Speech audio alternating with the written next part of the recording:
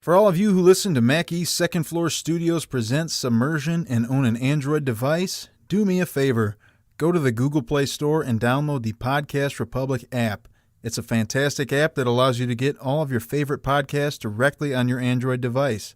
I use the app and I love it. I can search for the podcasts I want to listen to, select them as favorites, and have them all just a click away. Make sure to set Mac East Second Floor Studios as a favorite so you don't miss any of our new episodes. Again, the app is the Podcast Republic app, available on Android devices. All right, episode 26. Woo! And, Brom, you have a little introduction for us tonight, don't you? Sure. So, with almost 2 months absent, standing at 6'4", it is the Mustard Man, Randy Savage. Woo! Yeah! Love you, Mustard Man. Mustard Man. I'm closer to 6'6", but okay. I was just guessing. I knew you were taller than me, but I didn't know by how much. Well, I've missed you, Mustard Man. I, for one, missed you, and I love you, and I'm really glad that you're back with us. So, Alex, man, you're finally back. How you been? Doing great, thank you. How are you? Dude, living life, loving life, man. Wait, what? It sounds like you weren't so happy to be back. Okay, well. You know, it's just another job, you know. Okay. Yeah, that's true. Well, You get volunteer credit hours for this. I'll sign your paperwork. Oh, yeah. That'd be great. Yeah. it's a work release thing, right? Mm-hmm. I had the worst case of the Sunday night blues last night. Really? Dreading today, yeah. Oh, wow. Why, because of this? Oh, yeah. Did you, have you gotten over your sickness yet? I'm doing a little better. A lot better than I was last week. You sound a lot better than last week. Thank you. And I'm even eating ice cream, which I'm allergic to, which is like recongesting me right now. Love it. It's perfect. Living life on the Zach, dangerous how was your side. 4th, man? Say what? Oh, I was asking Zach how his 4th was. Asking me how my 4th of July was? Yeah. It was all right. Did you watch some fireworks? No. No? The Did night anyone watch before on fireworks? July 3rd, but not the 4th. I hate fireworks, so I didn't watch any. I find them very repetitive. They They're are. just always the same. Yeah. Once you've seen them once, you've seen them kind of. Kind of. Every It's time. always like, and here's the grand finale. I'm like, I've seen this grand finale like a whole bunch of times. A whole bunch of fireworks go up in the air at the same time. I don't know. I feel like it's an unpopular opinion. I say it sometimes, and people are like, "Wait, what? You don't like fireworks?" I'm like, No. I'm not a child. Like, I Shooting know what's daggers at you happening right now, man. Yeah, well, It's just another another form of entertainment. That's all I mean, it I is. guess. Yeah, I see all these people streaming over to the fireworks. I'm like, I have no interest. I'm gonna watch Innerspace tonight. So I got my own fireworks right here on my television. Boom. There we go. All right. And with that, let's just get right into it. I think maybe we should. I feel like usually something happens here to signal that we're starting an episode. If we're really on our Oh, but game. for some reason, I shut my phone off. Oh, I see. Well, anyways. Dive! Perfect, bro. Yeah. What began as an innocent conversation among friends would soon spiral out of control and later be referred to by future generations as the 8th wonder of the modern world. Mac East Second Floor Studios takes you on the journey of your lifetime as your captains, Alex the Mustard Man, the artist formerly known as Brom, Jamie the Brain, Kyle El Capitan, and Zach the Backbone present Submersion.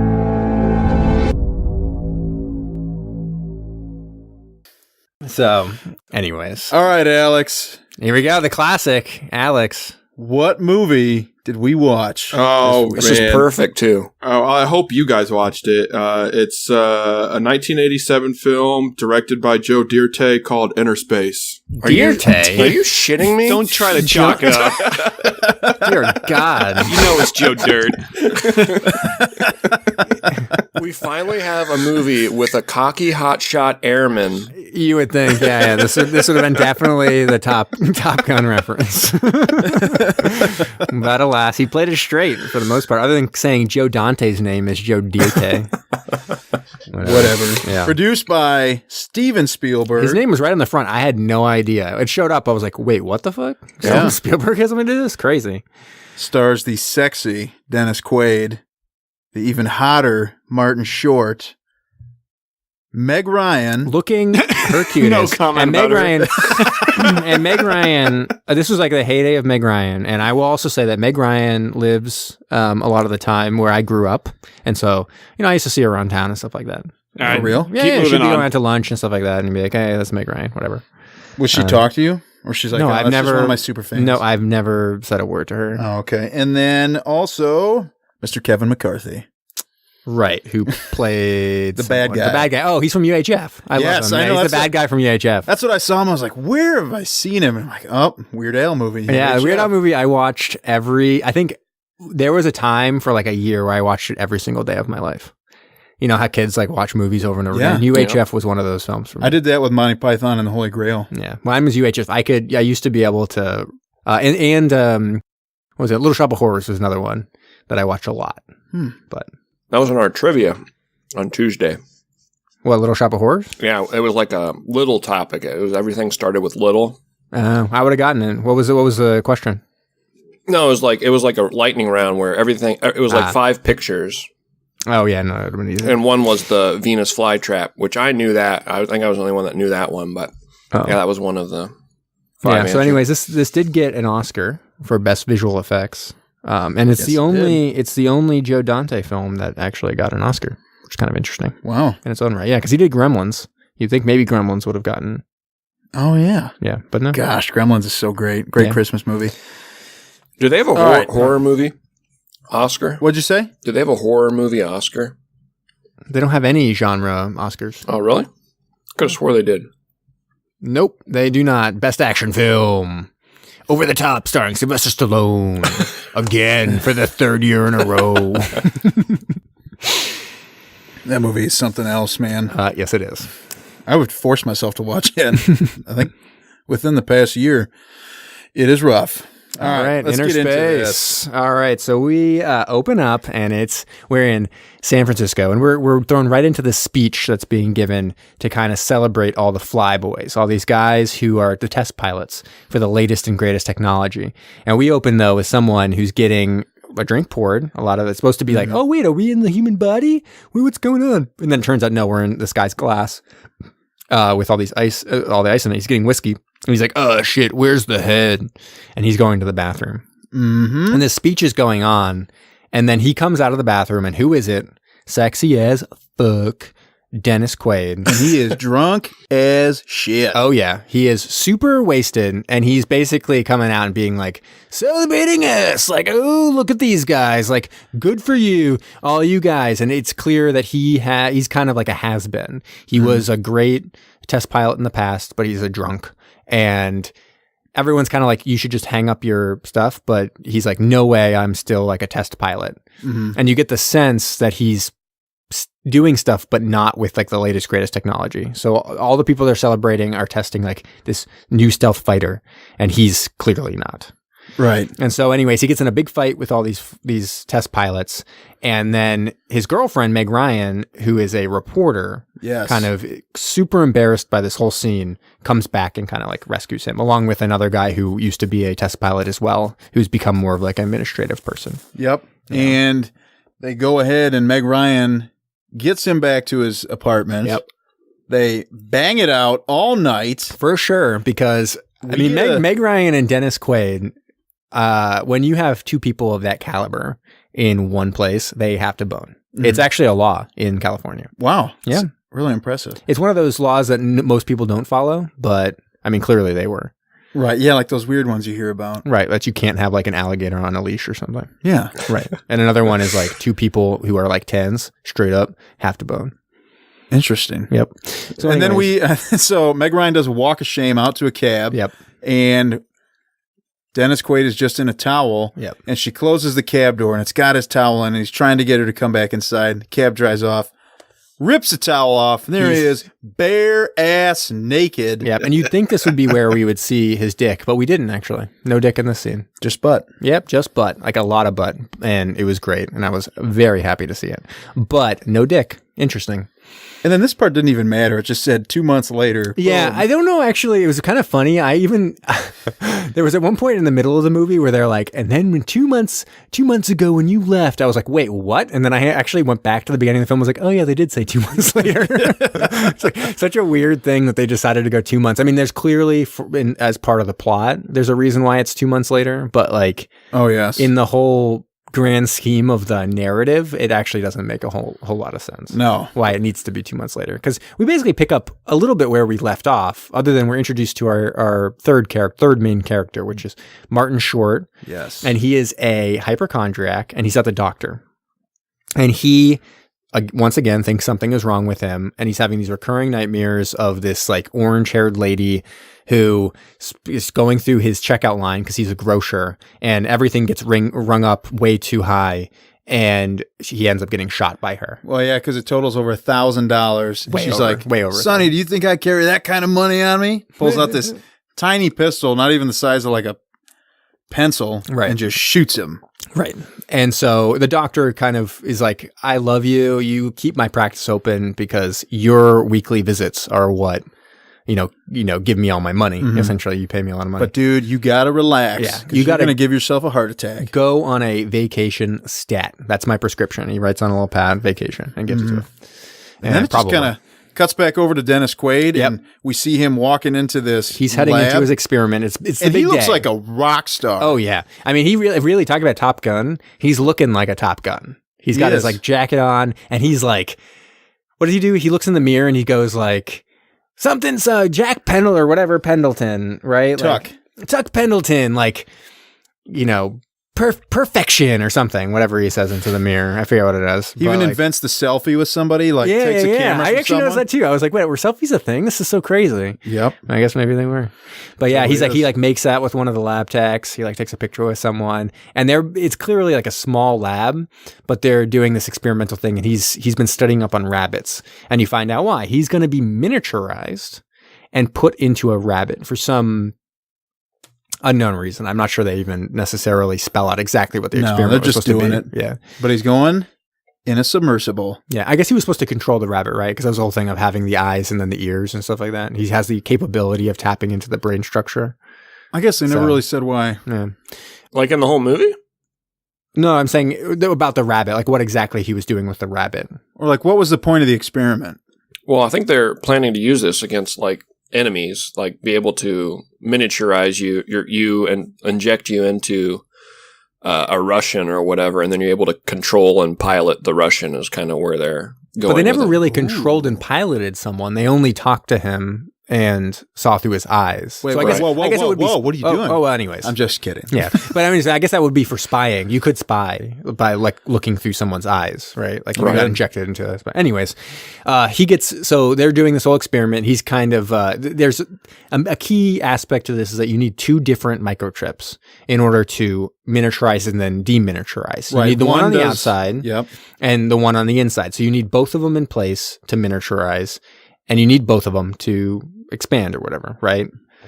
No, I guess you need one of them. No, I think there's just the two chips You do need the different one- things. yeah, One yeah. shrinks, one grows. Yeah. And so the one in the submersible, and this is truly is a submersible this time. It's not a submarine. Right. This is a submersible. The one in the submersible will enlarge, and the one outside the lab, will shrink it down. Mm-hmm. And so they do the experiment, they shrink them down, and they're like getting ready to put them into the rabbit. And all of a sudden, a bunch of industrial spies? I'm not really sure exactly. They weren't working for a government. They were going to sell it to other governments. So I guess they're arms dealers of sorts. Mm-hmm. They bust into the lab, and they're like taking people out with these sprays, kind of like spraying people in the face. Yeah. Taking them out. And the head scientist kind of realizes what's happening and hides. And when he's discovered, he runs real quick with a syringe out of the lab, runs all the way down the highway, basically, and into a mall where Martin Short is buying his tickets for the cruise. At a travel agent. Yeah. And right before he gets shot, the scientist gets shot dead. He injects Martin Short. So there's also this weird guy that we never learn the name of. Yeah. No, we do. They say the name of him, right? Oh. You're talking about the guy with the I thought they just called him the bad guy. You're talking about Ego, right? Igo? Is that his name? That's the guy with the hand that he screws on and off. Yeah. Igo. Yeah. He can interchange his hand, and he's able to, he shoots the scientist with his finger. Mm-hmm. He's able to do a lot with that hand when we find out later in this movie. Oh, yeah. Boy, oh, boy. I forgot about that scene. That scene. The ladies love Ego. Ego, whatever. Yeah. Multi-purpose. For sure. You got one of those, Zach? One of those robotic hands? Yeah. That you can do anything with? No, it finally broke after 2 weeks. Because you have a you have a hook hand, right? Like one of you're missing a hand, right? Well, I lost my hook. I don't know. I was in Walmart. Probably got lost in a cereal box. Sure. Well, that happens. I mean, I have my peg leg. Everyone knows that one. Mm-hmm. And so, yeah. It's such is life. Anyways, he's injected into it. And he has Dennis Quaid now is like no idea where he is. He's kind of like in this thing. He's like, what's going on? What's going on? Like, you know, where am I? And he realizes, okay, I got to use my tools. They're like his computer system's like accounting for my environment. He's like, why do you have to account for the environment? He thinks he's in the rabbit, but in reality, he's in Martin Short. And so he's like, oh, I can tap into the eyes and I can tap into his ears and figure out like kind of where I am. Yeah. And this stuff is funny. Yeah. So Martin Short, before he's doing that, or when he's about to do that, Martin Short goes back to work. He's like had this experience and he's kind of like a little nervous now. He's a hypochondriac and he goes to work and he's like, I'm sorry I'm late. It's the craziest thing happened to me. And he starts bagging and his dream comes to life, which is weird. I'm not sure what the purpose of that was. Well, just because he needed to have the panic attack, so he's freaking out. But why? But how does he have exact premonition of an event that's going to happen in his life? Dude, I don't know. Okay, anyways, I guess it's called deja vu. And it's called movie magic. And I just got to buy into it. So the lady with the orange hair shows up. Yep. And she comes through and he's already nervous, and she starts coming through with the groceries, and Dennis Quaid, Tuck, is inside Martin Short, and he's he doing needs all kinds to of stuff. Yeah. he needs to like send out these electromagnetic pulses to try to reboot the system or something. Yeah. And it starts screwing with the scanner, and all the prices are through the roof. So the reason why in his dream all the prices were really super high is actually because Dennis Quaid was doing it with his body. When Dennis Quaid's inside my body, I'm going to freak out. Yeah. And so then he freaks out because it turns out the gun it's not really a gun. It was a lighter. The woman's going to smoke in the grocery store. Talk about 1988. Am I right? 1987 or whatever. Not happening today. Probably vaping in the grocery store. And then, and so they sit him down. He like freaks the fuck out. And so his boss sits him down and is like, you got to go on vacation, get out of here. I love you as like a son, but like you got to get out of here. And then at this point, also Dennis Quaid has made his way up to the eye, and he shoots this like grappling hook into the back of Martin Short's eyes. Yeah. He just starts screaming. Yeah.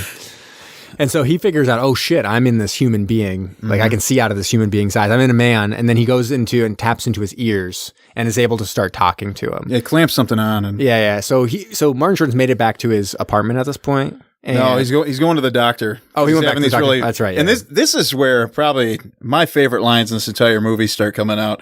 So he's sitting down there and he's freaking out because he can hear these voices, and there's other people in the office. He's like, "Can you hear those?"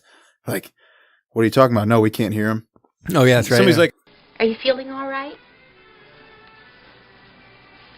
Would I be in a doctor's office if I was feeling all right? and then Dennis Quaid keeps talking to him, and he stands up and just screams. He's like, I'm in here, inside you, inside your body. Oh, God. Somebody help me. I'm possessed. That's right. and then he goes into the doctor, and the doctor's sitting there talking to him for a while, and he's like, Good news, Jack. I think we can rule out demonic possession right off the bat. But this little voice is talking to me. See, that proves it. Demons talk through you, not to you. What are you, deaf? Tell him. Just relax, Jack. Let's see what's going on in here. Ah! I'm blind! Oh, God! Now it's talking about God. Jack, you seem to be experiencing some sort of theistic hysteria. How do you treat that? Well, the medieval remedy was to flay the skin off your body with brands of fire. I have no idea what the current thinking is. And so Martin Short heads back to his apartment. He's kind of telling himself like, theistic, whatever. Like I guess that's not real. It's all in my head. So I just have to like calm down. I better like, start watching TV. Yeah. So he turns on the TV and Dennis Quaid keeps on talking to him and kind of convinces him that he's actually this person inside his body. Mm-hmm. And all of a sudden he gets like a package shows up and the guy comes in and it's clearly they've been tracking. IGO has been like tracking him. They had pictures of him as pretty obviously being where the submersible ended up going into. And so they're like tracking him. And when this package shows up, Dennis Quaid is like, this doesn't make any sense. Get the fuck out of there. Like they're here to kill you. And so he gives him kind of like super strength or something like that. He just motivates him. He's able to help him fight his fears. That's true. Yeah. And so then he is able to kind of beat up this guy and get out of his apartment and run away real quick. And he's able to take, where does he go from here? Because he ends up getting Tuck's car, right? How does he end up with Tuck's car? Well, no. So first he goes back to the lab. He says, right. You got to go to the lab. You got to go to the lab. They're going to know what to do. Yeah. But then they're missing that second chip to enlarge him. And then people at the lab are like, well, we can't do anything. Like maybe we can use him. Maybe we can use Jack to lure them out. And Tuck's going to die inside his body unless we get it back by 9 a.m. But that's a chance we're willing to take. Yeah, that becomes a big motivating factor is like, they're basically like, let's be realistic. There's no way we get this chip back in time to rescue Tuck because he's going to run out of oxygen by the time we actually can realistically get the second chip back. So let's just use him to kind of like start tracking these bad guys and pick it up. And so Tuck's like, fuck that. Like, get out of here as well. Run away. Take my car. It's outside. And get my jacket. You're going to look boss in it. Don't worry about it. Go back to his apartment. Right. And Tuck needs a drink. And Jack does not drink. It's weird, too. Like, so what are you going to do? So he's like, don't worry, man. Go ahead and pick up that handle and take a big pull off of it. And so Tuck, who's Dennis Quaid, cuts a slit or something in his esophagus and sticks his tiny flask out on this robotic arm and is able to fill up his liquor flask with Martin Short drinking it. Yeah, and it was Southern Comfort, which I found very strange. Who drinks Southern Comfort? SoCo Limes, baby. Hey, yeah. I just don't know. We used to drink that. I mean, used to. That's the operative word is used to drink that. I got it for somebody we know, Adam, and his wife, and what, like when you were out or something? Yeah, when we were out, and they were cursing me for it the next day. Well, I can imagine. It's like candy, kind of like candy liquor or something. It's for like college kids. I remember drinking it as a college kid because it tasted like okay. Mm-hmm. Anyways, I just found it kind of funny that this alcoholic was like, Southern Comfort's my drink. And so anyways, he's getting drunk. He's kind of dancing around, letting loose a little bit. Like Martin Short's kind of like learning how to let loose a little bit. And at this point, Tuck's like, you got to go find my girlfriend, Meg Ryan. Yep. Lydia, the reporter, because she'll know what to do. And they cut over to her, and then somebody mentions that somebody they've been tracking for a while, who's involved in all these different dealings, is in town. His name's the Cowboy. Right. And you see him, and he's a total badass. Yeah. He's pretty hilarious. Yeah. This is also when we get the brief cutaway to IGO, basically strapping a vibrator onto his robotic arm or whatever, and pleasuring the main bad guy lady, which was hilarious. I mean, I'm not gonna lie, that was just like, it was funny, so weird. There's no point to it. It's like 1980. Like, whoa, what? Okay, cool, whatever. Yeah. Now, Alex, did you make it to that scene at least? No, goodness, no. I stopped. You didn't get to the part where he puts a mechanical vibrator when he put onto that flask out through the esophagus or whatever and was catching the liquor. I was like, what am I doing with my life? And stopped watching. Damn, you were so close. Yeah, you're really close to it. Well, it's probably still pulled up right now. I can watch it. You guys you can do it later. Do it later when we're not on the. We don't want to hear what happens next. And so, speaking for myself. And so then they find Lydia on the street, right? Like he's in the car, and so Lydia recognizes Tuck's car. Like, what are you doing in Tuck's car? It's like, well, I'm Tuck's friend, and Tuck's in trouble. Like, you got to get in. And at this point, Tuck's so overwhelmed by the sight of Lydia that he pulls out his dick in the submersible. And I was like, it's just weird. Why do I have to do this? Like, Yeah. I understand that he's captain. He's the only person in the submarine. Yeah. You're already in it, man. Yeah. Like, come on. That's just weird. No, not necessary. But they did it anyways, and they kept on it for like 30 minutes, whatever. They did. Yep. And then, so then he's trying to convince her that, Martin Short's character is trying to convince her that he's kind of like an in-between for some kind of hostage situation. Yeah. So they end up going to lunch, and he's trying to convince her of this. Like, no, like, he's okay. We just need to figure out where this thing is. We need to figure out who has this chip, and then he'll be okay. We just need to get in contact with them. But she's not buying it. Not at all. And so she's a good reporter. I guess he goes into the bathroom real quick, yeah, and he's using the urinal. This was great. And he's just like, he's talking to Dennis Quaid, Yeah. and there's this guy who's in there like, what the hell is going on? Because he's sitting there. It looks like he's looking talking to down his at his penis. junk. Yeah. And this guy walks by, he's like, just play with it. Don't talk to it. Yeah. And he's like, one of the things was like, he's like, oh, I'm just because I'm small. I was like, what's wrong with being small? You won't be small forever. I like the subtle joke after he peed and he flushed, and he was just like, "Tuck, Are you still there? He's like, And just making yes. sure. Yeah. So as he's coming out, though, I go, knocks him over the head and takes him out the back and throws him into a van and drives away. And so Lydia's trying to follow them away from there. And so he's in this frozen truck, and Tuck's like, what's going on? What's going on? He's like, I'm freezing in here. And so they get to the end, and here's where we finally see our main bad guy, Kevin McDonald, or was it Kevin McCarthy? And, Yes. The bad guy from UHF. And he comes in and basically like, you're going to make me millions. He somewhat explains the plan, which is like, this is weapons. They're selling it to weapons. There's a guy coming in, and you're the key to it. And so we're going to get this thing out of you. And who cares if you dies, whatever. I need you alive until we can get this submarine out of you. And so Submersible. It's submersible. Sorry. And then, so then he starts driving. They start driving away, and the bad guy's like, no, I'll stay back here with him, and starts telling him like long-winded stories of his life in a way.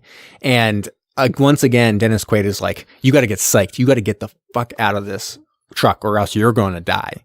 And so he like psychs himself up and stands up and busts through the doors of the truck and flies out, but they're like speeding down the highway. Mm-hmm. And so it's one of those classic scenes. He's kind of swinging on the back of this truck, and Lydia's driving the car behind. And so like you have the chance to get into the car, but all of a sudden the door swings over and a truck comes over. And then, he almost gets hit. And then in the end, Martin Short, despite being Martin Short, is able to like fall into this car.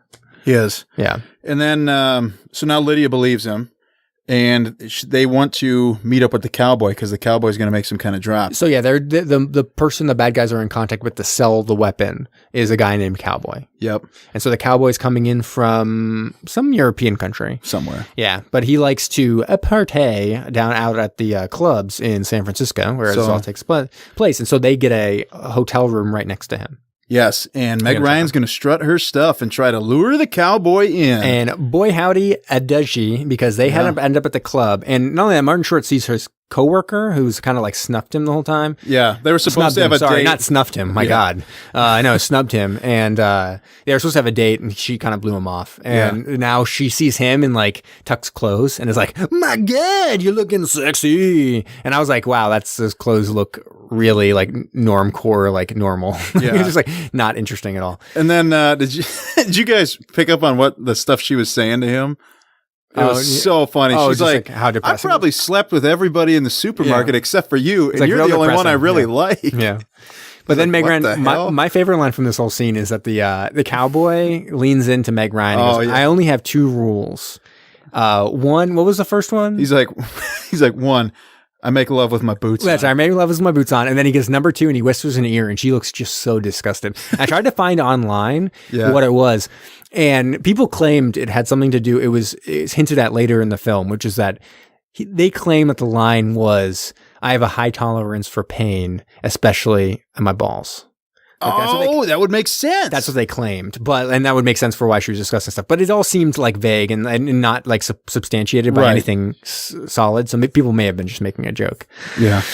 Anyways, so she totally nabs the cowboy. They head out. Martin Short chases after them to make sure everything's okay, and he's kind of like fallen in love with Lydia as well at the same time. So he goes over to the cowboy's hotel room is like, there's no way you're sleeping with her, and like knocks him out.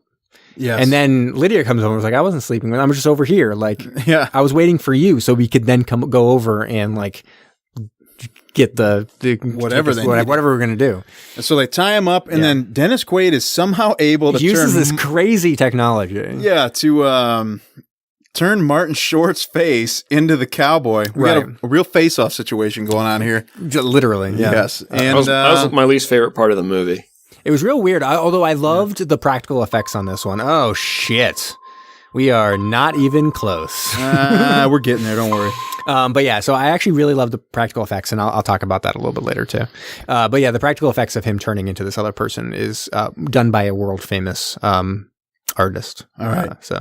Well, we got to speed it through this. Yep. So anyways, they pretend he now looks like the cowboy, so they go to the drop and talk to the bad guys. The bad guys are basically like, we don't have this other chip, but we have this one chip. And they're like, we don't care. We just want this chip, kind of pretending like, oh no, we'll just give them a taste. Because that's the one they need. The other one. Yeah, they need it anyway. Tucked to normal size. That's all they need. And so, but as they're trying to do it, the disguise falls apart. Like his gold tooth falls out of his mouth. So the gambit's up, and all of a sudden, they kind of like go after him, but all of a sudden he gets shot. What happens? Something happens. He has like they're gonna hurt him. Oh yeah, that's right. And then he freaks out, and the adrenaline goes haywire and turns his face back into Martin Short's face. And so now they know. And everyone's like, holy shit. And so they try to escape real quick, but they can't do it, and they are able to capture Meg Ryan and him.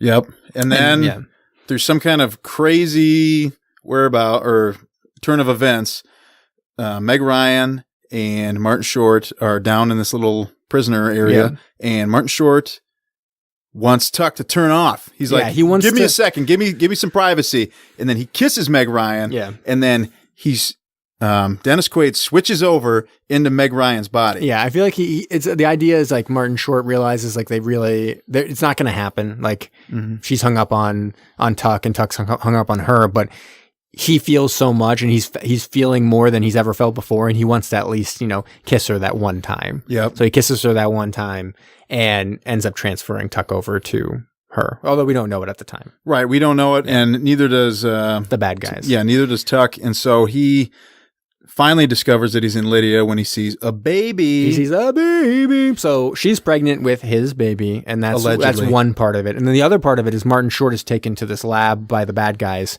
and Igo is shrunk in this like weird, crazy, like mechanical person suit and injected into him.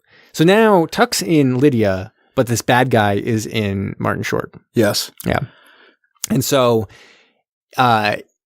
he is able to escape in the end. They're able to free him because Tuck is able to help Lydia figure out how to get out of there, right? She kind of like inadvertently shocks the person who comes to like check on her or whatever. Yep. And then she escapes, is able to free Martin Short. They shrink the bad guys to like half size. Yeah.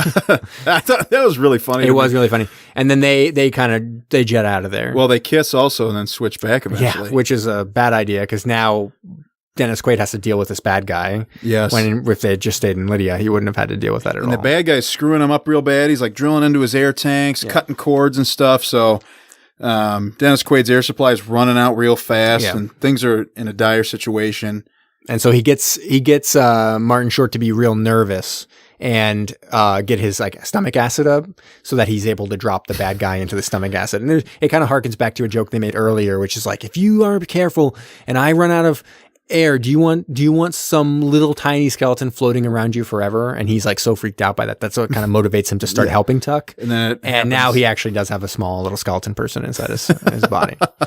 So anyways, they're driving away and the little people bad guys also are like in the car they've gotten into. They're and probably like 2.5 foot tall or something. And so there's a whole scene of them kind of like messing with that, but it doesn't come to anything because they just crash on the beach, and then Tuck's friend, the other former test pilot, kind of picks them up and is able to take them over to the lab. Yeah. They're able to get him extracted. And just at the very last moment, they're able to get him out. And so, similar to Fantastic Voyage, it's like, how are they going to get this guy out? We can't like pick him up, blah, blah, blah. But it's like, oh, wait, Martin Short is allergic to hairspray. Who has hairspray? And so he gets hairspray and he's able to sneeze. And he sneezes Dennis Quaid right onto a dude's glasses. A guy's glasses. I would freak out. And so then they were able to get Dennis Quaid into the thing, enlarge him again, and he's saved.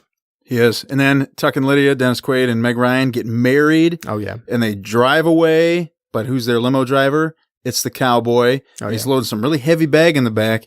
And it's two of those 2.5 foot people. The really tiny people. Yep. And just at the last moment, Martin Short, who you would think, oh, well, maybe he's just going to go back to his job. Nope. He's like high on the life of almost like a secret agent and decides, you know what? I don't want my job anymore. I want to go. I got to help them. I just realized that the cowboy was driving that limo, so I'm going to drive after them and save the day. And so that's the end of the movie. He's driving away and he's saving the day. That's it. Yeah. It's a long movie, all things considered. Being a comedy. Yeah. Yeah. Took a little longer than expected. Yeah. Alex, now it's been so darn long since you've done this. Do you want to go first? Or do you want me to have... Well, I can't make Brom go first. Well, I mean, I can make it easy for you. I only watched like an hour of the movie because I thought it was stupid. So, yeah. Out of what I did watch, I think I maybe only laughed at like one or two things. Didn't care for the story, and I'll rate it like a 2 out of... Are we still doing 12 inches for the subs? Like 2 inches? Yeah. No, we actually changed it to 35-inch subs. Oh, wow. Like a party sub? Okay. Yep, basically like a party sub. All right. Well, it still doesn't change my answer. Still giving it like a 2 then. So I just did not like it. I couldn't handle it anymore. No? No, just wasn't my thing. All right, man. Zach, how about you? You know, the movie, like, God, I almost turned it off at the 30-minute mark because I was like, this is not, like, I didn't even know it was supposed to be a comedy. I didn't think it was good. I can't take Dennis Quaid as this macho man guy. I just don't know. I didn't believe in his acting at all. But then once I realized, I was like, okay, this is trying to be a comedy. And then almost every scene with Martin Short, I started to laugh at because I like Martin Short. So I managed to get through it. I like some of those funny lines like we talked about when he was in the doctor's office, the robot guy's hand. I thought that stuff was funny. I thought it was funny at the end when Martin Short transformed his face into the cowboy and then he was like freaking out and it was transforming back and they had some crazy ass animations going on. Yes. And the bad guy boss was just like, oh God, please don't. I'm sorry. I'll just stop. And he just kept apologizing to him. That part was cracking me out. But I would never watch this again. And I was slightly amused. I'll give it a 3.5. Okay. Wow, these are way lower than I was ever thinking. Yeah, me too. All right. Brom, you want to go? Sure. I think it's been said. You know, it was pretty stupid. It was pretty long for a comedy. But I was like, I enjoyed it. I wasn't rooting for the movie to get over with in any hurry. And I may never, come back to watch it again, but what I did see, I enjoyed. And, this was a golden age for, comedic actors like Martin Short and Steve Martin, Billy Crystal and guys like that. And we're sort of catching the tail end of, their time, in acting and even really on this earth as they're getting very old. So, I mean, it's cool to go back and see, a Martin Short movie, and this probably wasn't his best, but I enjoyed it, and I'm going to give it a 6. All right. Very nice. All right, so I'm going to go next. Okay. I remember seeing this film on Comedy Central all the time when I was a kid, and watching it and then stopping watching it, because I was like, you know what, I'm not super into this whole 80s kind of comedy. I will say, this time watching it, when I just focused for this podcast, I enjoyed it a lot more than I thought. I also want to throw out there that makeup scene when he transforms into the cowboy is done by one of the greatest makeup and special effects persons in history. So that was actually Martin Short. That wasn't the actor who played the cowboy with a wig on? Oh, no. That was him. I'm saying the transition. The CGI transition. When he... yeah. Gotcha. So when he transitions... It was very good. Like, I was really impressed with that. It was practical effects done by a guy named Rob Bottin. And Rob Bottin did the effects for The Thing, John Carpenter's The Thing, which is my favorite movie ever. And if you haven't seen The Thing, watch it, because the special effects of that are insane. It is nuts. And you get a little taste of it here. As I was watching, I was like, wait, is this a Rob Bottin thing? Because it's very distinctive what he does. And this was pretty obviously something, some of his work or whatever. He was like the premier special effects artist at the time. I mean, in my opinion, he was just like crazy good, an artist. And so that was pretty cool to see. I couldn't believe that. Yeah, those special effects are amazing. It just didn't make any sense. Like, that is the technology. If you can just change someone's face like that, how is that not what the whole movie's about? But it's a good point. It's actually really funny. I did, but I did enjoy it more than I thought, and I'm gonna get a 6.5. Okay. Yeah. All right. I guess I'll go last then. So for this movie, I found it very hilarious, especially the scene. I was just literally sitting down, laughing so hard when he stood up and screamed, "I'm possessed." I was just losing it over that. And he just like threw his hands down, turned his head to the side, and did it. And this also had things that I had previously mentioned in the Fantastic Voyage episode that I wanted, like two people or two submersible type situations inside a person battling. I wish it would happen a little bit more. Yeah. It was kind of crazy, and it was a little weird. And I wish it was another submersible, not a little weird, right, like Metroid Prime type suit. Yeah, and also weird that he was kind of like the transition from Martin Short to Lydia and then back to Martin Short, because what, is he up in the tongue? It was a little strange. And then he is able to see a baby and then get back up to the mouth and leave the mouth again. Like, it was crazy. Like, he went in and just all of a sudden was disoriented, was down in her uterus, and then back up in her mouth like 5 seconds later to get kissed back into that's where babies are? Aren't babies in a uterus? Oh, sorry, in her butt. Okay, there you go. Yeah, there we go. Yeah, so all that stuff, that was kind of odd, but to me, this was a comedy movie. It was funny. It had those things I wanted. I'm gonna go ahead and give it like a 7. See, I feel like I was gonna give it a 7, and everyone else was like shitting on it, and I didn't go with my gut. And now you swoop in and like got my gut.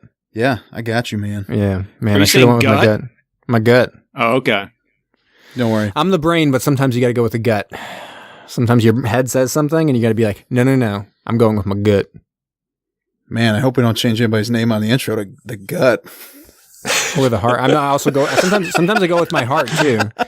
Kyle. Yeah. The gut. Sometimes I go with my heart. Sometimes I go most of the time I'm going with my brain, but I don't know. Sometimes my brain lies. So. Yeah. Alas. What do you got for trivia? All right. Dennis Quaid and Meg Ryan met on this set, and they ended up getting married. No, they did not. Yes, they did. They ended up getting married. They were married from 1991 to 2001. Wow. And they collaborated on 2 other films. They actually collaborated almost immediately after this film on DOA, which I've never heard of. And then they collaborated later for a film called Flesh and Bone, which I've also never heard of. Weird. Luca Bercovici was originally cast as Ego and actually shot the scenes for the movie. But he was replaced because when they watched it, he is actually a similar size and stature to Martin Short. And they felt like it was very strange to have the bad guy be a similar size to Martin Short, who's a very small person. So they replaced him. All right. So after the bad guys, Scrimshaw and Kanker, I guess those are the names. Really? I guess are shrunk 50%. Those scenes where they interact with full-size actors were actually done with forced perspective, kind of like Lord of the Rings. Yeah. So the rear of the car is actually twice as large as a normal car back, and was about 20 feet away from the actors. So Really? It's a giant car, yeah. And during the scene, a bunch of half-size hands and double-size heads were used for some of the grappling scenes. So this way, they didn't actually have to composite any two separate shots together. It was all done with that kind of Hobbit / Lord of the Rings forced perspective, which I made a joke of last time of things being done with forced perspective. Yeah. This actually was this time. It's really weird how it's all coming together here. This is the only film directed by Joe Dante to win an Academy Award. It won Visual Effects Award. At one point, John Carpenter was attached. Maybe that's how Botten became involved, because he did work with Carpenter a bunch. But he ended up not doing the film. And then Robert Zemeckis was also offered the gig, which makes sense because I think Spielberg a number of times was kind of interacting with Zemeckis as he was coming up in his career. All right, so here's the lightning round, guys. So instead of the normal thing where I just say a few actors, This is going to be lightning round style. So who wants to participate? Because there's only 3 of them, so only 3 people can participate. Oh, man. Anyways. I'll sit out. Okay. Mustard Man's got to. Okay, so Mustard Man, you're going to start, right? Okay. All right. This is lightning round. These are actors who were allegedly considered for the role that Martin Short played, Jack Cutter. Okay, so just give me a yes, no, or a I don't know who that is. Okay. All right, so Steve Martin, Yeah. Rick Moranis, Yeah. Billy Crystal, Oh, yeah. Charles Grodin, No. Howie Mandel, No. Bill Murray, Yes. Dan Aykroyd, Oh, yeah. John Candy, Yes. Yes. That's the one. Chevy Chase, Yes. Christopher Lloyd, No. a little old, John Lithgow, No. John Goodman, No. wow, Mel Gibson. No. Mel Gibson was going to be Martin Short guy? As it says, Robin Williams, Yeah. Joe Pesci. Yes. All right. I was pretty good. There was probably like 6 different ways you said yes. Yeah. Yes. I think for sure we all know it's John Candy. Candy. Hell yeah, it is. And then probably Joe Pesci. So who Yeah. wants to do who wants to do Tuck Pendleton? Who's do the other Tuck. one other than him? It's going to be Meg Ryan's part. I don't care. Oh, okay. So Okay. okay, Brom, That's you're going to do Tuck Pendleton. Okay, so this is our hot shot. Hot pilot. shot. Yep. Okay. Kurt Russell. And you said how many of these do we know that they were? This is all the things on IMDb's trivia as claiming that they were considered. Yeah, is there like a number of others? Like, is there like 4 of these, like 10 or whoever? Or is there a number like that, or do I not get to know that? These were all considered for the role. Oh, they were all. Don't I must have misunderstood. That's what IMDb claimed, that all of these actors were considered for this role. And I have to tell you whether I think they actually could have pulled it off. Yes, that whether Gotcha. you would have liked them in the role. That's what I Okay, just did. Gotcha. You know, Exactly I thought it was a quiz. Like you had to guess the people Nope, that and actually I were. was trying to set it up so that we weren't doing this for the listeners. Sorry, listeners. Brom totally fucked it up, like usual. Don't worry, I got all the Climb answers into right. that. Okay, we haven't done this in a while, but climb into that torpedo tube before you start. Climb into that torpedo tube, and you can do it from the torpedo tube. Okay, I'm tired of being in the torpedo tube. get in it. Okay, Okay. Kurt Russell, Kurt Russell, yes, absolutely. Kevin Costner, Yes. Patrick Swayze, No. Bruce Willis, Yes. Arnold Schwarzenegger, No. Sylvester Stallone. No. What? Okay. Anyways, Mel Gibson apparently also considered for this one. Absolutely. Harrison Ford, Yes. Michael Keaton, Yes. Richard Gere, Richard Gere, Richard Gere, no. Jeff Bridges, Yes. Tommy Lee Jones, No. Kevin Bacon, Yes. John Travolta, No. our boy Nicolas Cage. Yes. Nice. I can't believe you hesitated on I know. that I was thing. like, that's Dear way God. too long. Come on. No, I was thinking about if I want to say he's actually my favorite that you've named so far. I would be either him or actually I really like Mel Gibson. Weird. Okay. You're like, oh, I need a level of fucking anti-Semitism real quick for this role. Richard Dean That's Anderson. exactly what I was thinking. Richard Dean Anderson? I don't know that one. Yeah, I got the first one that I was like, I don't know that one either. Don Johnson. Oh. Yeah. Yes, okay. Alec Baldwin. No. Stephen Lang. I don't think I know that one. Okay. I saw him, I yeah, probably would. he's like a little. I've seen him in a bunch of bad movies. Liam Neeson. No. John Goodman. No. As Tuck Boy, Pendleton. Are you serious? That is what this claims. Okay, this is IMDb. They could be totally wrong, but that's crazy. John Goodman kissing on Meg Ryan. That's I would weird. have loved to have seen that. Yeah. Oh yeah, I forgot about that. There'd be a romance here between. There would be. All right, so okay. Finally, Zach, you can do Meg Ryan's ones. Fantastic. So this is all going to be women, right? Yep. Okay. Jodie Maybe. Foster. Yeah. Michelle Pfeiffer. Nah. Really? Okay. Beautiful, beautiful woman. Nah. Love Michelle Pfeiffer. Karen Allen. Don't know who that is. Main actress in Raiders of the Lost Ark. Oh. Okay. Nah. Beverly D'Angelo. Don't know that one either. Wife in Vacation. Oh. National Lampoon's Vacation. Yeah, you know who she is. Yeah, okay. I know exactly who that is. I mean, 87. Yeah. Back then, yeah. Sigourney Weaver. Ooh, I love her, yeah. Jamie Lee Curtis. No. Okay. Don't have to be insulting. I will be. I can be critical. The Abysses. Mary Elizabeth Mastrantonio. No. Linda Hamilton. Ooh, yeah.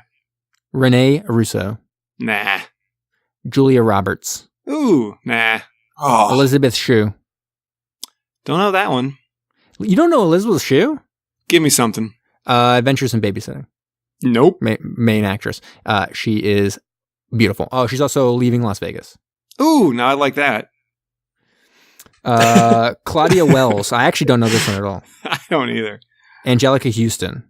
Weird choice. Sounds like a familiar name, but I can't That's picture from her. Life Aquatic, though. Life Aquatic. Steve Zissou's wife. Yeah, Steve Zissou's Oh, wife. no. I'm not in this. Amy Madigan. I don't know that one either. I don't know that one. Ali Sheedy. I don't know that one. Really? Breakfast Club. Yeah, and you she's like in the do. Brat Pack.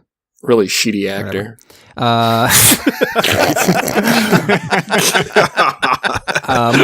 Molly Ringwald. I don't know that one. Oh, also Also you from say Breakfast Marie? Club. Get out of Come here, on, guys. dude. Come on. Demi Moore. No. Demi. Demi's great. I mean, she's not a good actress, but she's great. She's really Isn't it Demi? quite something. I don't know. So is Demi.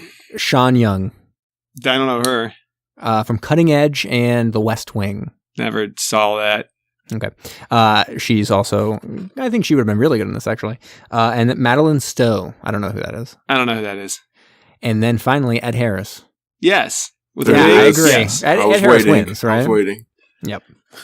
All right, that was our first ever lightning round because the sheer number of actors that were apparently considered for this movie was absurd. The thing that shocks me the most still is John Goodman for Dennis Quaid's role. I think also Mel Gibson for Martin Short's Martin role. That is weird. That's real strange. Mel Yeah. Gibson I'm not for sure why sure they- for Dennis Quaid, but Right. I'm also a little surprised with Brom's answers as a whole. I was upset and appalled by Really? what he was doing. Oh, yeah. I mean, come on. Patrick Swayze, you were like, no. I'm a no on that. Have you ever seen Roadhouse? Get out of here. I have, but no. He rips throats. He literally rips people's throats out. He's a hotshot if you've ever seen one. I don't he think is- he can be like an annoying character. Like Like I Tuck? feel like, yeah. Oh, you're saying he's too handsome and charismatic. Yeah. Okay. Yeah, like Harrison Ford. Yeah, okay. Okay. Anyway, I'm going to finish up my part. That lightning wanna round sa- was I wanna sound clip very for long. It was very long. So we get a little Phantom Zone. I'm just going to do this real quick. Engage the Phantom. Phantoms engaged, sir. So the cowboy in this film is played by Robert Picardo. He's a major part of Star Trek at one point. I know he was on it for years and years and years. And he plays the rabbi in Hail Caesar, which we've done before, and that features Dolph Lundgren as a Russian submarine captain. But I'm just mentioning that for funsies because that's not the way we're going to use it. Instead, I'll use Michael Gambon. He was a narrator in Hail Caesar, and go to the Life Aquatic, where he was the funder. He was the guy who funded all the movies. And from there, we can go to Jeff Goldblum and Independence Day, which features a submarine. And from there, we can go Bill Pullman to the 1991 comedy Going Under. From there, we can go to Ned Beatty. And we can jump to 1941, which features Dan Aykroyd, and he was in Pearl Harbor, and that features our boy, William Fichtner, and that gets us to Abyss. Or it's not to Abyss. If only. No, it gets us to Phantom. yes, with it does. our boy, Ed Harris. Incredible. And his rippling abs, and we can just rub some grease on it. Really, I was waiting for the word grease. No, I want to be able to see my face in his abs. Yeah. All distorted because of how ripply they are, but still, I can still recognize it's my face. It was really funny over the weekend. There was some conversation. My mother-in-law was talking about some movie, and I pulled it up on IMDb, and she's listing off the people in it. I was like, oh, William Fichtner. And he just looked at me like, who are you? Who is that? Yeah. It's like, come on, guys. Billy Fichtner. It's our boy. If you showed them All a right. picture, they'd definitely know who it was, though. For sure. Yeah. Anybody listening, you don't know who that is? Watch any movie ever. Like Ali Sheedy. You know who Ali Sheedy is. I'm telling you. Did you not watch old films? Who are you talking to? You never seen The Breakfast Club? He's You got just to be said Ali talking to, Sheedy. he's got to be talking to Zach. I've seen Oh, the Breakfast me? Club tons of times. No, I'm saying Brom just hadn't said he made fun of like Ali Sheedy as being someone who people don't know. Right? Or What? did Zach say that? Anyways, I I called her a sheedy actor. Zach said he didn't know who it was. I don't know cut who all, it was. we're going to cut all this out. Probably not. Kyle, get on that. Yeah. I don't got a lot of time. I don't got a lot of time this week, guys. All right. It's time. It's world wide.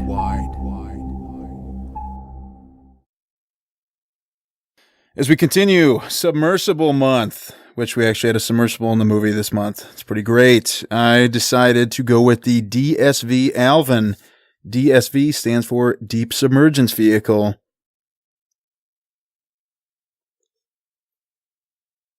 Guys? Yeah. Hello? What's up? All right, so it's a just want to see how long I could do that. It's a U.S. made submersible. It's owned and operated by the U.S. Navy out of Woods Hole Oceanographic. Oceanographic. Can't even say that word. Institution in Woods Hole, Massachusetts. And we heard of them before. They were the ones who found that treasure down in South America. It's right near where I grew up. Woods South Hole. America. No, Woods Hole. Oh, so this actually has two ties to you then. I was thinking about this. It was built by General Mills. It's out of Woods Hole, where it's operated, but it was built in Minneapolis. Wow. It was commissioned on June 5th, 1964. This thing is old. And it's launched from the RV research vehicle, Atlantis. It's made over 4,400 dives. That's incredible. Holds 3 people, 1 pilot and 2 scientists. So if you're the pilot, obviously, yeah. who are your 2 scientists you've been with you? Well, you always say you don't want to go down in the subs with me. Not the whenever first I get time. one. Yeah. We can I let, wouldn't want to go down either. I'd want to come back up. Right. Yeah. It's a good joke.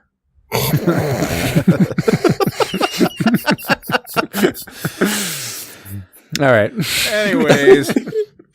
It's a very dry night tonight. Yeah. What the hell is going on? I don't know. It has a titanium sphere hull. It's 2 inches thick. So let's get into some of the specs on this thing. It is 23 foot 3 inches long, 12 foot 2 inches high, weighs 17 tons, can cruise along at 2 knots.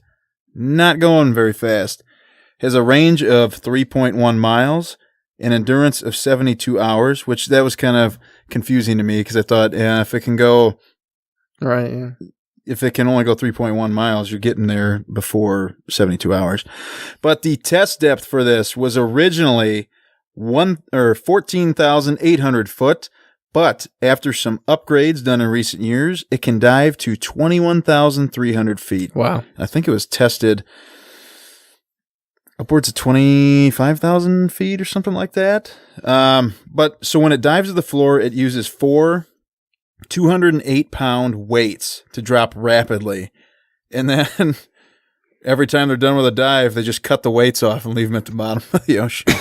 It can switch out. It has these robotic arms on the front. It can switch them out for mission-specific things or different experiments. This thing's done some cool things and things that we've probably actually seen. So, we probably haven't seen this, but it was used to locate a hydrogen bomb that was lost by the Air Force near Spain, and it was able to find it resting at nearly 3,000 foot below the surface, and it was able to bring it up totally intact. How do they lose it? I was going to say, just give me a huge amount of confidence. We lost this hydrogen bomb. That's weird. Yeah, I Isn't know. there was one some still kind of missing accident. off? Isn't there one still missing, like near North Carolina or South Carolina or someplace around there? I think Eric was mentioning that in our interview the other week. There's supposed to be one somewhere around there, which is not comforting. Cool. During a different dive, the Alvin was actually attacked by a swordfish. Wow. And it became trapped. It has some kind of outer skin, and it got trapped in there. And they had to do like an emergency procedure, surface, go up to the top, and the swordfish was still attached. And when they got up to the top, the people on the boat were able to retrieve the fish, and they ate it for dinner. What? So that's pretty fun. And this thing actually sank at one point. It was being lowered off of a boat, and the cable that was lowering it snapped and dropped the thing into the water. And this has a unique sort of door. It's like a pressure hatch is what it was referred to. And so it's held shut by the pressure underwater, which to me seems odd. I'm like, how do you even get in the water in the first place then? There's not enough atmospheric pressure up top to keep it closed. But that was open. Whole thing sank. There were 3 people inside it. They were able to escape. Wow. But this thing sank down to 5,000 foot, and that was in 1968. They were actually able to rescue it a year later with the Illuminat, which I like that name. The Illuminati? It's just called the Illum, like illuminate, aluminum. Yeah, Illuminat. Yeah. When it was raised, it was towed back to Woods Hole. Like Sorry. you're like saying like Oak Bluffs or Oaks Bluff. Oh, okay. Like an idiot. Yeah, whatever. I've never been out there. And but it was submerged about 40 foot deep, and they could only cruise at 2 knots. And this is 130 miles away from where it sank, so it's a long trip. But in recent years, it's done some pretty cool things. It sampled what are known as black smokers, and these are deep sea vents that emit a strong flow of black smoky water that's 752 degrees. So it's really hot. And the pH on the water coming out of there was 2.8. And here's what we probably would know it from. It is taken a bunch of photos of the wreckage of the Titanic, and National Geographic paid for that. And then it also explored the USS Scorpion, which is a skipjack sub with nuclear torpedoes. Well, there we go. That's Subs Worldwide. I like that one. That was fun. Yeah. All right, Mustard Man. It's been a minute, and we've missed our news anchor. You got anything good? You guys think I was actually looking up news? That's what you've been doing for the past 7 weeks, right? You've been on location reporting. There's only one really good thing that's in the world of submersibles right now, and it's really a sad situation because it's all these kids that are stuck in the what is it? The Philippines, I think. It's Thailand. It's like Thailand, it's the soccer team in the cave. Yeah. Elon Musk, he's out there trying to help them, and he's got a little submersible that he's sending out there to try to help them. Now, I don't know if they're actually going to use it because I think as of today, they already rescued like 6 or 8 of the kids that are still in there. Yeah, I think they rescued 4 yesterday and 4 today or something. Yeah, I think that's right. So I just know that he was out there and he put this all over his Twitter of his little submersible that they rigged up down in the bottom of a pool, testing it out to see if this is even something that could help move these kids. And I'm unsure, but it looks like they put the kid in the tube, and then the 2 divers just carry the tube from point A to point B while they're still diving. So, I mean, that's pretty cool that he's trying to get involved with other world matters instead of just digging holes and shooting stuff up into space and making cars that drive by themselves or whatever. She's under the bed now. What? She was sitting in the back there, and she was kind of like hugging the guitar. Anyways, that's standing and like hugging the guitar. Like, Ron's talking about his cat or something? I guess. Maybe. That's pretty much all I really got. There's not a lot of submersible news going on right now. Well, you got that. Yeah, it says on his Twitter that it's made of rocket parts and named the Wild Boar. Well, after the soccer team.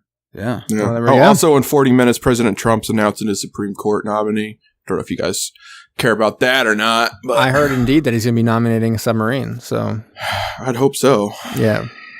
It's going to be just a full-length submarine. Not a submersible, but a submarine will now sit on the Supreme Court. Be cool. That should just replace everybody with submarines. Well, they're going to hearing. It's going to crush the rest of the justices, so it will only be the only Supreme Court justice by the end of it. God. Would that be considered like an above water crushed depth kind of situation? What's a human crushed depth? Ayo. All right, so Brom, do you got a countdown for us? Or are you busy with your cat? Tube 3 ready to fire, sir. Commence the countdown. 5, 4, 3, 2, 1. Give it to me. I'm sorry. I thought I had my mic muted, and then I came back and I'm like, oh, well, shit. I do have a countdown. I am not busy with the cat. The cat is being... Top 5 moments I was playing with my cat.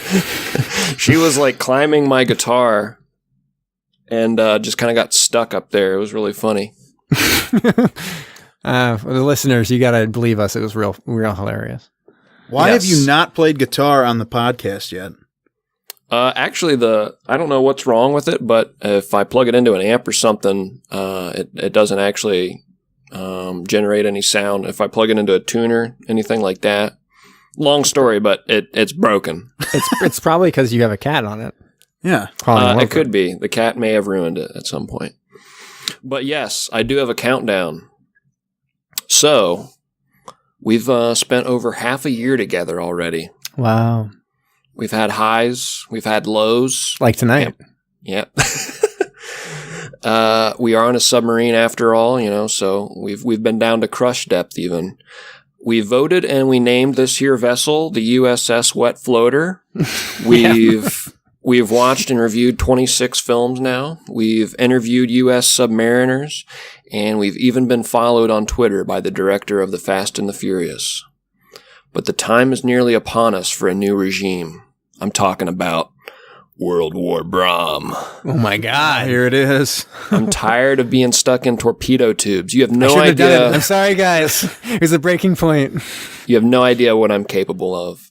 And as such, tonight my countdown features my top 5 plans and strategies for your demise that I've scrapped because they are not sinister enough. Whoa. You will be quivering in your rain boots by the time I reach the end. This is dark. I like This it. is very dark. So dark. Number 5. Get your kids away from the headset if they're listening on the onto the podcast right now. Number 5 is Project Cat Bomb. This is a strategy I mulled over for quite some time and involved infiltrating the sub while everyone is on shore leave. And I would sneak aboard with a box containing 8 cats in the midst of late-term pregnancy. The cats would give birth and make a mess all over everything. We're talking about placentas blown out in every corner of the sub and close to 100 kittens running rampant when the crew returned. The kittens would establish a new world order aboard the USS Wet Floater, and there I would be with cans of tuna ready to win their affection. Joke's on you. I never take shore leave. That's why I scrapped it. When everyone else is gone, I break open that grease, strip down, and I am stark naked, glistening, ready for you to sneak on with those cats. I'm taking notes. All right. Number 4, Operation Final Blow. Inspired by the events of and the discussion of Fantastic Voyage, I would lace blow darts with miniaturized submarines. Oh, shit. I would fire these blow darts into any crew members that don't peaceably surrender the Wet Floater to me. After precisely 60 minutes, the submarines would grow to their normal sizes inside of your bloodstreams, and your bodies would be rended into pieces by the burgeoning sea crafts.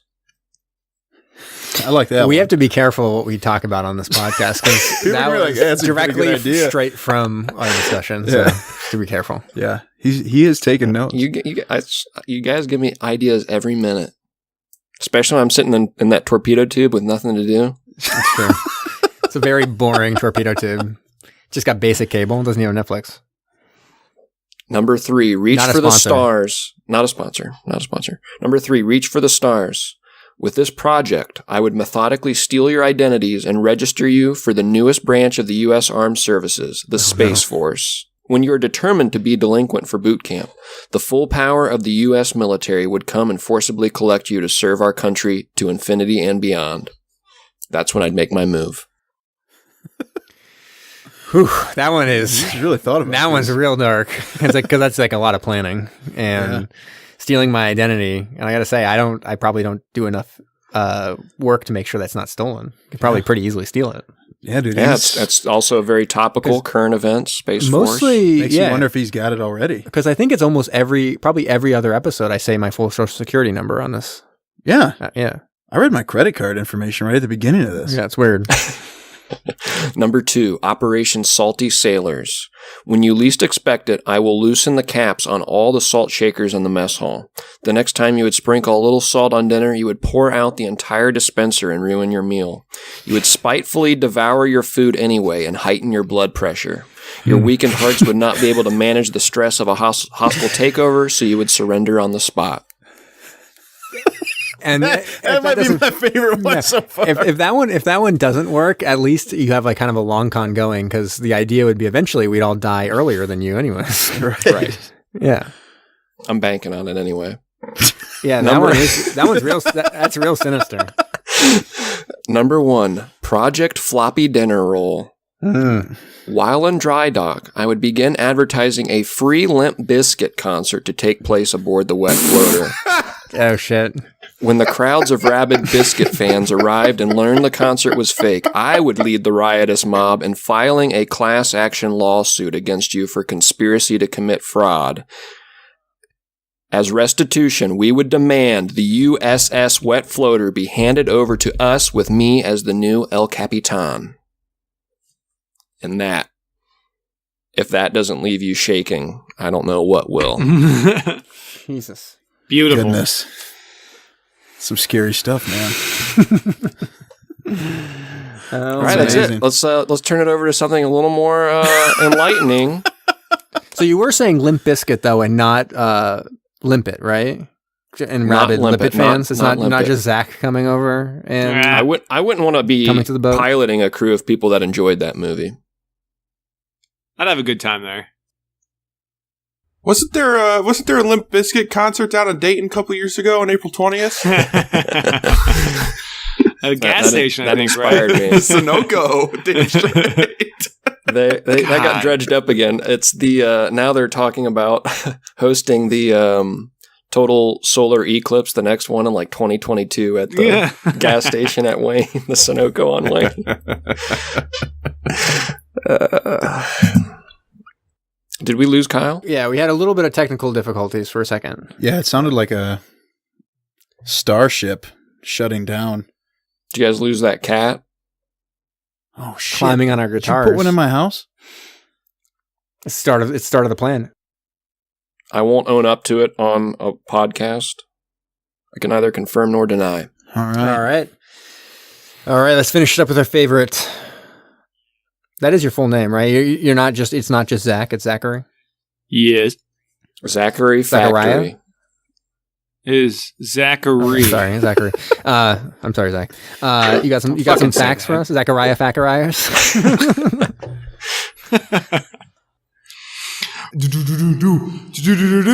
Zac Facts, it's Zac Facts. When you're going down, get some Zac Facts when you're going down. Whoa, boys! I got some facts for you, all you fact fuckers.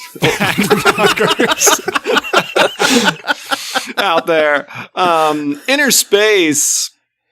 I got 5 facts for all you fact heads. Number 1, Dennis Quaid took prescription Rufalin for this role so he would appear more natural. Okay. That's it. He did look pretty natural. He looked pretty chill in that sub. Yeah. Martin Short was never given a script, and secret cameras were set up around his everyday life for his scenes. This is like a Truman Show type operation. It'd be like a candy camera type thing. But did they actually have, was Dennis Quaid inside him? That is not on my fact list. Oh, okay. Because it's top secret. Fact number 3, Innerspace came out in 1987, which was 1 year before 1988. That sounds like just a regular fact. Not to say that the other facts are somehow not regular facts, but that does sound like a fact. That one I think I have to believe. In 1988 came before 2016. Wait, what? It's a year before 1964. What? Fact number 4, Meg Ryan lost 68 pounds for this role, Jesus. but quickly gained it back for When Harry Met Sally. Well, I can still hear you. Just keep going without him. All right, that's fine. We got one more fact anyways. We're here. We're here. We can hear you. Last fact of the day, there was a canceled sequel which had the title Innerspace 2 Rectum Rising. Oh, now that Rectum is rice. a movie. It's not even that unbelievable. So say Fantastic Voyage's sequel was Fantastic Voyage 2 Destination Brain, which sounds like someone made it up as like a joke. Well, Rectum Rising. That sounds real. A little more absurd, I guess. And there you go. That's it. Wow. Destination Poop Factory. You could even do it as a, let's say like a VIP has colon cancer or something. They got to make a kind of Fantastic Voyage, laser it out. Or someone's like super duper constipated. And so, you got to break up the poop wall. Mm-hmm. But then when they break it out, you know what happens next.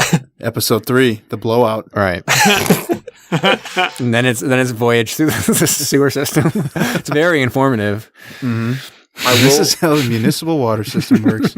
I do want to say before we wrap this up, I really enjoyed listening to the interview that you had with Eric Moreno. So if any listeners are, jumping around episode to episode, definitely check out episode 25. That was a really interesting interview at the end of that, talking about some of these weapons and stuff I've never even heard of, but pretty spooky stuff. It was fun to listen to, though.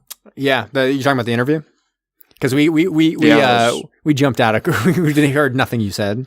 Yes, but I guess. Okay. I was just giving Kyle a glowing review for the interview. Well, it's a with good thing Eric you didn't Moreno. hear it because we don't get his ego too big. We don't want his head can't inflate too much and fill up the submarine. Okay. I know, it'd be So depressing. you're a piece of shit, Kyle. Okay. Thanks. Yeah, you suck.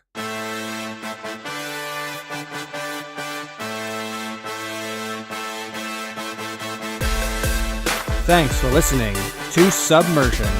Find us on SoundCloud and follow us on Facebook, Instagram, and Twitter. Can't get enough of us? Don't forget to subscribe for new episodes every Thursday. And if you like what you heard, please go ahead and give us a rating.